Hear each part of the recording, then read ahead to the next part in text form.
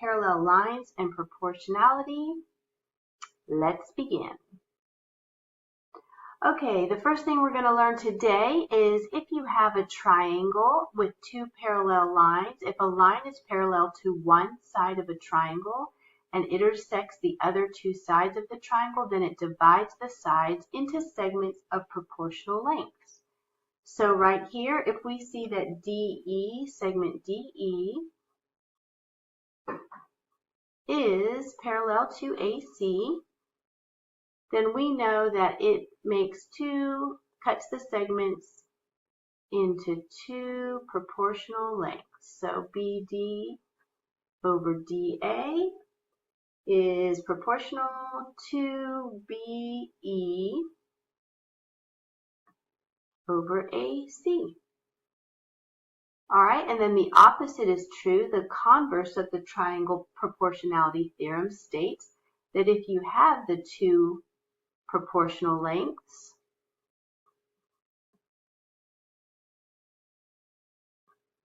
then you have two parallel lines. So then DE is parallel to AC. All right, so if we try this,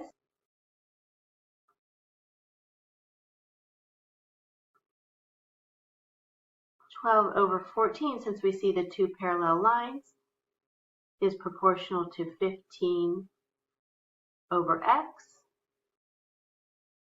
So 12x is going to equal 14 times 15, which is 210. So x equals 17.5. Here we've got x and 18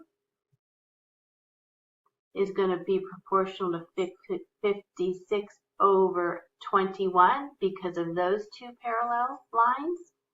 And then here we have a little different scenario. X over 7 is going to be 27 minus the 6 is 21, so 21 over 6. So 6x equals 147 and x equals 24. For this one, we have two parallel lines again, so let's set this one up. We're going to have 2x plus 4 over the 4, x plus 7 over the 3, cross multiply.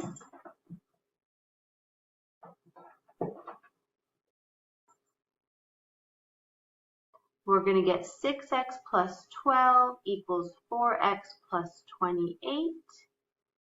So let's see, that gives us a 16 equals 2x, and an 8 is the x. I just wanted to solve for x. This one right here, we've got a 28, but this portion right here is going to be 54 because it's 82 minus the 28. So now we can set those up as 28 over 54 equals 2x plus 8 over 5x minus 4 because we've got the two parallel lines within the triangle. So let's set that up by cross multiplying.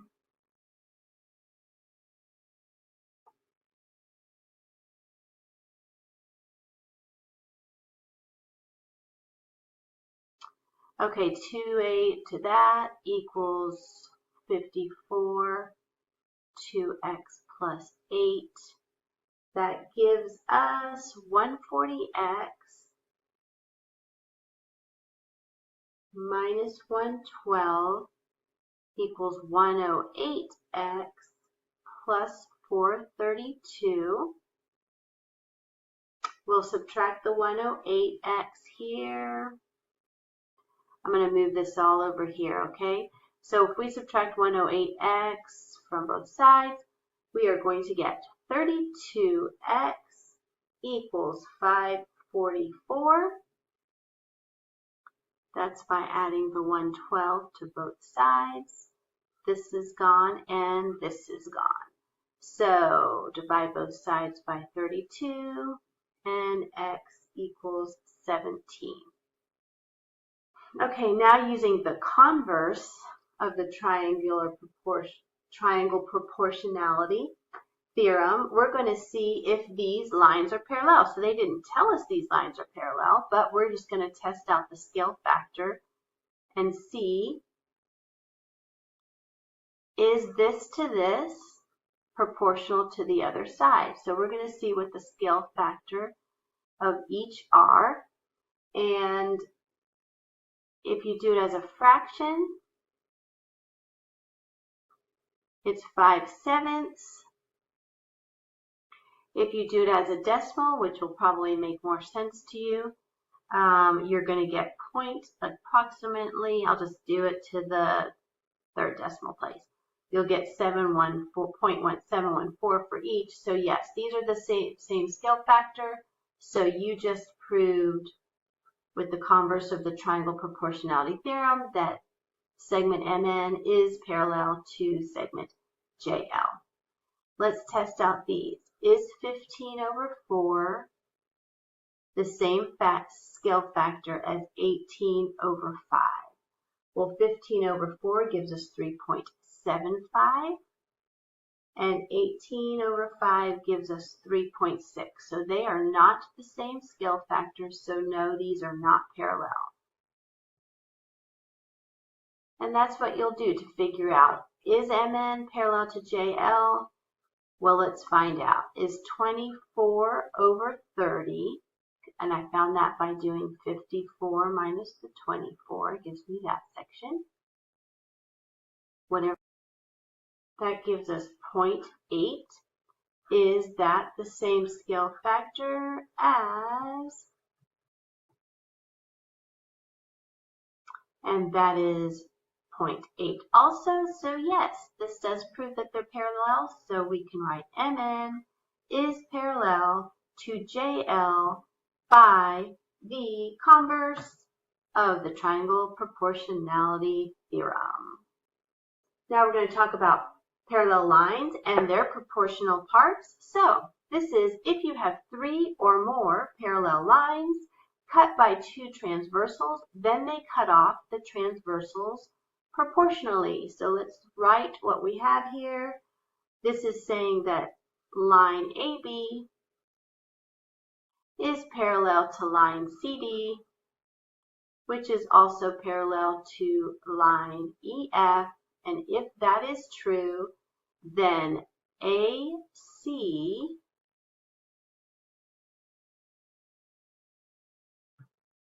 over CE, so AC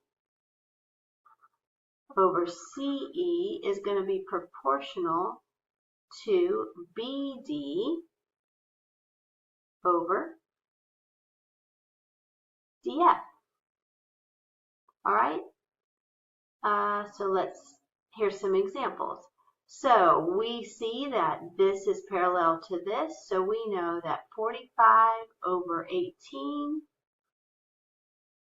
equals 52/x, and you can solve for x by cross multiplying. In this one, same thing, 3 parallel lines, so those two will be proportional to these parts. Let's set that up, cross multiply. We're going to have a 24 times 12, which is 288, equals 18/3x plus 1. And let's continue it over here. So 288 equals 54 plus 18 by distribution. And then we're going to subtract out, oh, I need my x somewhere. Where's my x? 54x. So I'm going to subtract this 18 from this side. And we will get 54x equals 270. So x equals 5. All right, same thing, 3 parallel lines. We can set up x to 27 equals this portion, which is going to be 32 minus 18.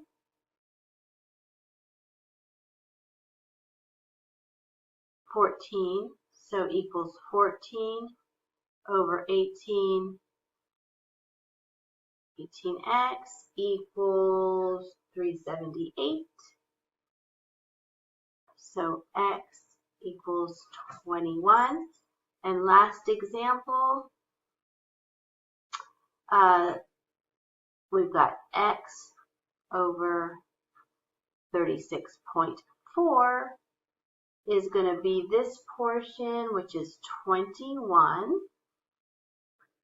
over 28. Cross multiply, 28x equals 764.4.